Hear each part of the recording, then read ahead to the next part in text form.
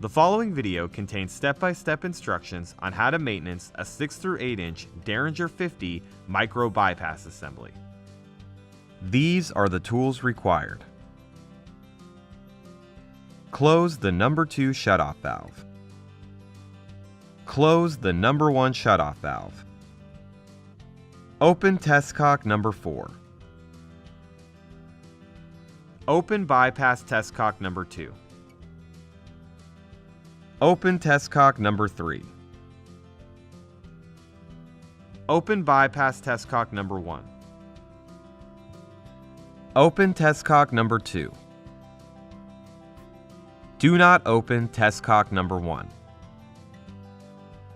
Use an adjustable wrench to loosen the couplings on both sides of the meter. Remove the bypass meter. Examine the meter coupling gaskets for damage and debris. Replace if necessary. Reinstall the meter and retighten the couplings with an adjustable wrench. Use an adjustable wrench to remove the check valve cover.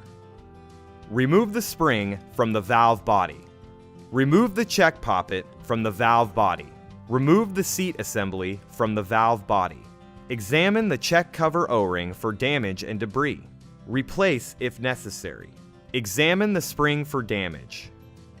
Examine the check seat for damage and debris. Examine the check seat O-ring for damage and debris. Replace if necessary.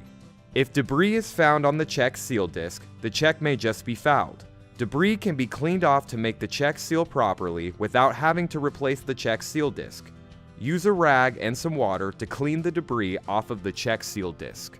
Once the debris has been cleared from the check disc and no damage is present, the check can be reassembled and reinstalled into the valve body for testing. If damage to the check disc has been found, please take the following steps to remove and replace the damaged check disc. Use a Phillips head screwdriver to remove the check disc retaining screw. Remove the check disc retaining washer. Remove the check disc. Use a flathead screwdriver if necessary. Install new check disc, making sure it is completely flat inside the check cavity. Reinstall the check disc retaining washer. Use a Phillips head screwdriver to retighten the check disc retaining screw. Reinsert the check seat assembly into the valve body. Reinsert the check poppet into the valve body.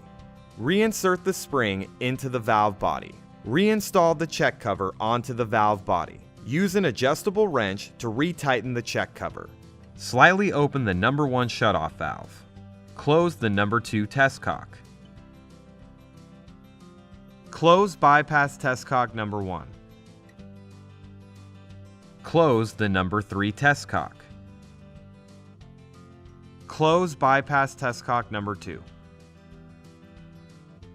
Close the number 4 test cock. Fully open the number 1 shutoff valve. Perform a test on the backflow preventer according to your local testing regulations to ensure that the check valves and relief valve have been repaired properly. Fully open the number 2 shutoff valve.